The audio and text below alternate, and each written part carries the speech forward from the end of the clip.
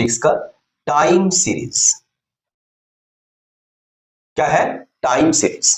ठीक है, मतलब एक सीरीज मतलब सीक्वेंस, कुछ ईयर का टाइम गैप का अनुसार से कुछ इंफॉर्मेशन हम लोग जो कलेक्ट करते हैं वो वाला हो रहा सीरीज का अनुसार से दे देगा। Timely, it may be the yearly, quarterly, monthly, weekly, days, कुछ भी। हाँ, ये टाइम सीरीज हम लोग का बहुत इंपॉर्टेंट एक चैप्टर है। हम लोग का ये वाला 11th 12th ग्रेजुएशन हर जगह में, मैनेजमेंट का कोई भी जगह में, स्टैटिस्टिक्स, मैनेजमेंट, बिजनेस, हर जगह में ये वाला लगता है। देखो यहाँ actually a time series is a time series is a set of observations, set of observation taken at the specified time, at the specified time, usually but not always, it may be the changes, but not always at the equal interval. सोचो तो in general एक equal intervals में सोचो, एक साल तो एक साल, 2 साल, 3 साल, 4 साल, 6 महीना, 6 महीना, 12 महीना, 18 महीना, लाइक दिस, 1 महीना, 2 महीना, 3 महीना, तो जनरली इक्वली, नहीं तो इक्वली नहीं भी हो सकता।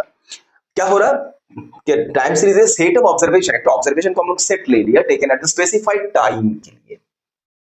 Thus, a set of data depending on the time, जो डेटा हम लोग कलेक्ट कर रहा वो depending on the time, time का अनुसार से वो डेटा हम लोग कलेक्ट कर रहा।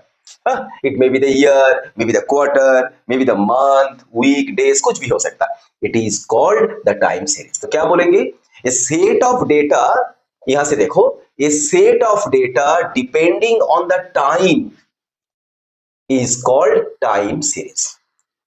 कोई भी डेटा जो हम लोग कलेक्ट कर रहा समय का अनुसार से, डिपेंडिंग ऑन द टाइम, यही वाला याद रखो, depending on the time, time का अनुसार से जो हम लोग इसको डेटा जो कलेक्शन करते हैं, इसको हम लोग बोलते हैं टाइम सीरीज। ठीक है, जैसे हम लोग एग्जांपल तो कुछ भी हम लोग ले सकते हैं।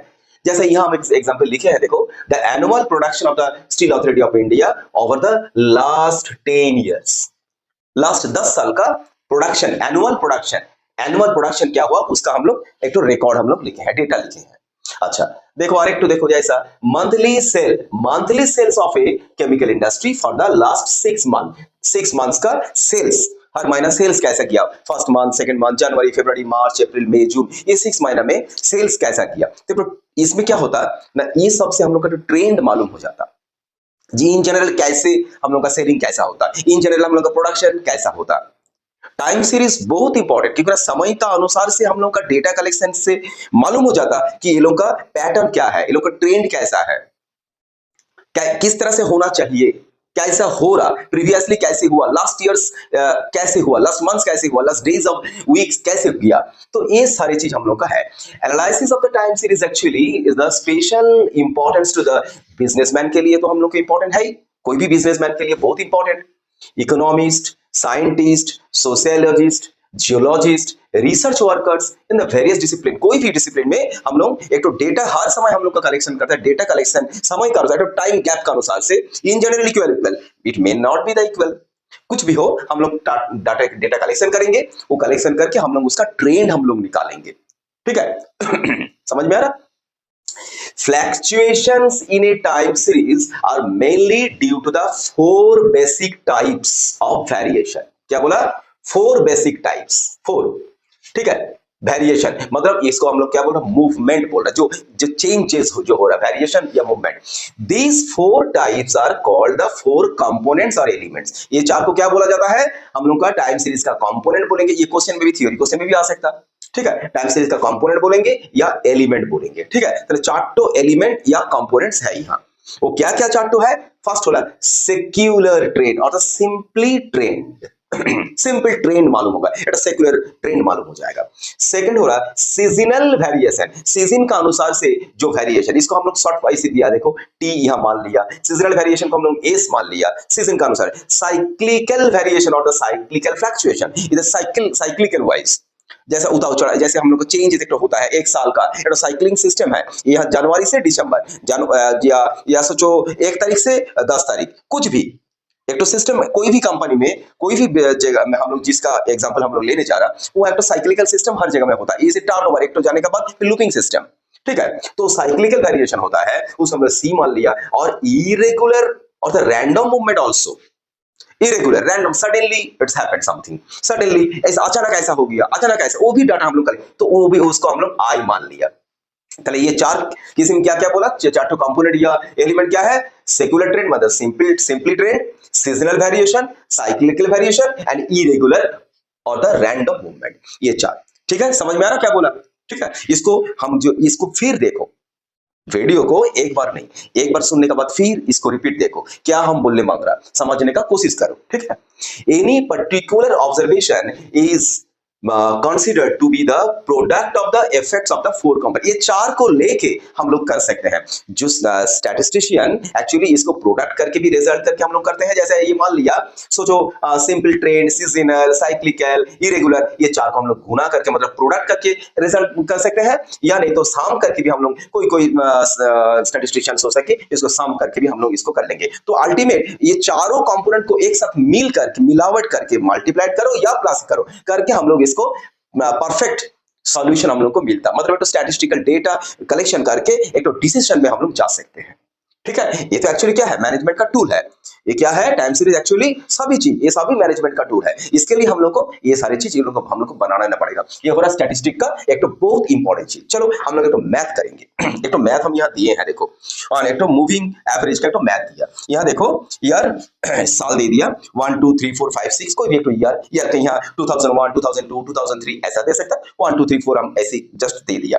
अच्छा, इसका वैल्यू सोचो दे दिया, वैल्यू मतलब ये वाला डेटा, ये वाला डेटा दे दिया 2 4 5 7 8 10 13 दे दिया। अभी क्या बोला, क्या क्वेश्चन क्या है ना, यूजिंग 3 ईयरली, यही वाला इंपॉर्टेंट, 3 ईयरली मतलब यहाँ 3 ईयर दिया है, ये 3 ईयर हो सकता, 5 ईयर्स हो सकता, 4 ईयर्स हो सकता, 7 ईयर्स हो सकता, कुछ भी यहाँ हो सकता है। इसका अनुसार से हम लोग का कैलकुलेशन भी चेंज होते होते जाएगा। ठीक है, 3 ईयरली वर्किंग एवरेज। ठीक है, फाइंड द ट्रेंड वैल्यू निकालो ऑफ द फॉलोइंग सीरीज। एक तो सीरीज है, ईयर के अनुसार से हमको वैल्यू दे दिया, एक तो सीरीज, इसको हम लोग बोलेंगे सीरीज। ये जो डेटा जो है ये सीरीज है, ये सीरीज को हम लोग क्या करेंगे, इसका ट्रेंड वैल्यू हम लोग निकालेंगे, मतलब ट्रेंड कैसा है इसका ट्रेंड वैल्यू हम लोग निकालेंगे। कैसे करके निकाले बोला, using the 3 yearly working average. ठीक है, मूविंग एवरेज ये देख के हम लोग इसको मूवमेंट हो रहा, चेंजेस हो रहा, इसको मूविंग एवरेज देख के हम लोग ये मैथ करेंगे। ओके स्टूडेंट, सो ये जो डेफिनेशन हम दिए हैं, एग्जांपल दिए हैं और कुछ हम अभी जस्ट हम लिखे हैं यहाँ, इसको नोट तो हम दे देंगे, अब तुम लोग भी याद रखो अच्छा से। ठीक है, अभी हम जा रहा इस मैथ में। ओके स्टूडेंट, अभी ये मैथ हम लोग अभी करेंगे। चलो इसको हम लोग रब करें।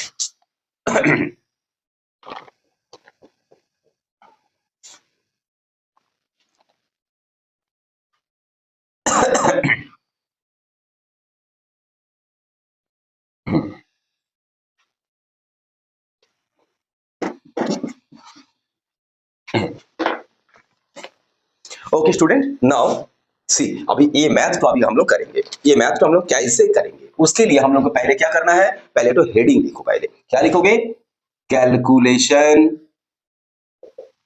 कैलकुलेशंस ऑफ 3 ईयरली मूविंग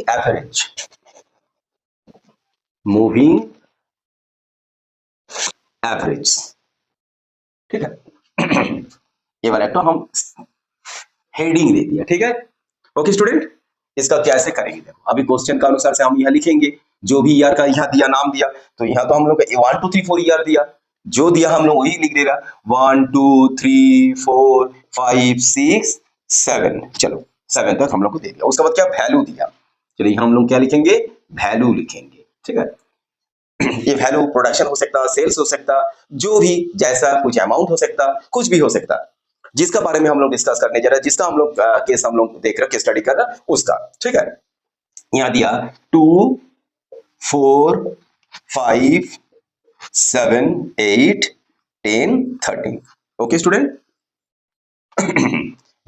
अब इसका बाद होगा 3 ईयर बोला है, इसके लिए अभी हमको लिखना पड़ेगा 3 ईयरली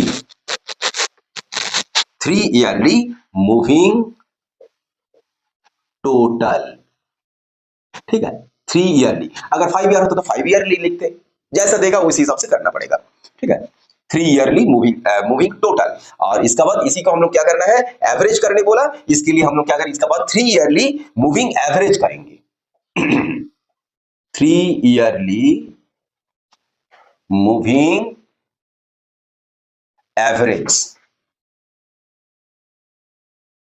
मूविंग एवरेज, इसको इस यही वाला हो जाएगा हमारा ट्रेंड। ठीक है, मतलब ट्रेंड वैल्यू क्या हो जाएगा, ट्रेंड वैल्यू। समझ में आ रहा क्या बोला, अच्छा से समझने का कोशिश करो। हाँ, वेरी इजी। हाँ,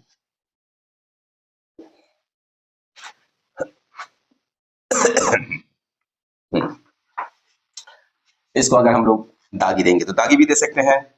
ठीक है, अगर इसको अगर ऐसे करके दागी देंगे, सेपरेट कर लेंगे तो सेपरेट भी कर सकते हैं। हाँ, कुछ भी हम लोग कर सकते हैं जितना अच्छा कराने के लिए। अच्छा, तो अभी ये दोनों हमको दे दिया, अभी हम लोग का कैलकुलेशन का टाइम आ गया। तो कैसे करके मैथ जो हो रहा देखो, ये दोनों को दे दिया। अभी जब 3 ईयर बोला तो तब क्या करना पड़ेगा, 3 साल को हमको ऐड करते करते पहले जाना। ये तो टोटल है, ये टोटल, इसके लिए टोटल करना पड़ेगा 2 + 4 + 5, ये तीनों का कितना हो रहा है, 4 2 6, 6 5 11। ठीक है, यहां देखो, यहां हमको क्या करना पड़ेगा, 11 तो कहां आ रहा, फिर इसको बंद करके ये वाला कर रहा, 4 + 5 + 7 कितना हो रहा, 4 + 5 9, 9 + 7 16, यहाँ क्या हो रहा, 16 हो रहा। ठीक है, समझ में आ रहा।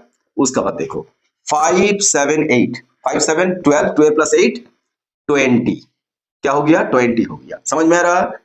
Okay student, try to understand ना।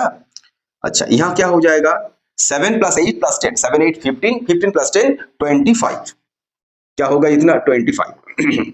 उसका बाद लास्ट वाला जो है 8 + 10 18, 18 + 3 18 + 3 21 + 10 31, कितना हो रहा, 31। देखो ये जो एडिंग हो रहा, ऊपर का एक ठो और नीचे का एक ठो, तभी तो हम लोग को देखो 1 2 3 4 5 6, इसको हम मिटा दे रहा 7, 7 तो है। तो यहाँ देखो 1 2 3 4 5, 5 डिजिट में हो रहा हम लोग का। तो तब क्या होगा, एक ठो यहाँ ब्लैंक जाएगा। ठीक है, अगर 5 ईयरली होता तो यहाँ 2 ठो ब्लैंक जाता। कैलकुलेशन जब हम लोग करेंगे, इसके बाद 5 करेंगे, 4 भी करेंगे, 4 का बाद सेंट्रलाइज्ड, ये हो रहा सेंट्रलाइज्ड। ये जो डायरेक्ट डायरेक्ट जा रहा ना, देखो इसको ईयर ईयर से डायरेक्ट डायरेक्ट जा रहा, इसको हम लोग सेंट्रलाइज बोलता है। उसके बाद सेंट माने ये वाला हो रहा कि सेंटर सेंटर से हो रहा, और वहां 4 अगर करेंगे उसका बीच बीच में जाएगा, मतलब ईयर में नहीं जाएगा, ठीक सेंटर में नहीं जाएगा, उसका बीच बीच में जाएगा, उसका बाद में आकर फिर सेंटर करना पड़ेगा। वो 4 का जब करेंगे तब समझोगे। अभी ये वाला समझो, समझ में आ रहा क्या बोला। ठीक है, तो ये वाला हो रहा तुम्हारा, क्या किया, वेरी सिंपल, खाली तीन को ऐड कर दिया और कुछ नहीं किया। ये हो गया तुम्हारा टोटल। इसके बाद क्या करेंगे, इसको हम क्या करेंगे, इसको एवरेज करेंगे। एवरेज तो भाई तीन तीन टो करके ऐड किया, 3 साल का है 11, ये 3 साल को लेके 1 2 3, फर्स्ट 3 इयर्स का टोटल हुआ 11। तो एवरेज कितना होगा, तो 11 डिवाइडेड बाय 3 करना पड़ेगा। समझ में आ रहा, 11 को डिवाइडेड बाय 3 करेंगे, करने से कितना हो रहा, 3.67 राउंड फिगर में। इसको फिर 16 को भी 3 से, सबको 3 से हम लोग इसको डिवाइड करेंगे, क्योंकि ना 3 साल को हम लोग ऐड किया। ठीक है, इसके लिए 3 से हम लोग डिवाइड करेंगे। 5.33, 6.67, 8.33 एंड 10.33। ठीक है, बात समझ में आया। तो यही वाला हो गया तुम्हारा ट्रेंड, तो आंसर हो जाएगा। सो यहां लिख दोगे हेंस द, हमको यहां मांगा है ट्रेंड वैल्यू, द ट्रेंड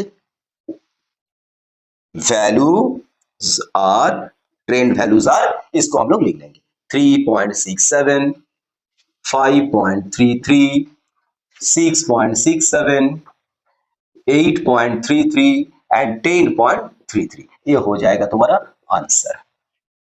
बोलो स्टूडेंट, क्या प्रॉब्लम है इसमें। ठीक है, ये वाला 3 ईयरली दिखाया, नेक्स्ट डे हम 5 ईयरली दिखाएंगे, उसके बाद टफ वाला 4th दिखाएंगे, और भी दो चार दिखा देंगे। तब देखो ये वाला पूरा क्लियर हो जाएगा, कॉन्सेप्ट फुल क्लियर हो जाएगा। उसके बाद सीजनल ये सब कुछ 1 by 1 दिखा देंगे। ठीक है, अभी student everyone understood, everyone clear हुआ, कॉन्सेप्ट क्लियर है। Okay student, thank you.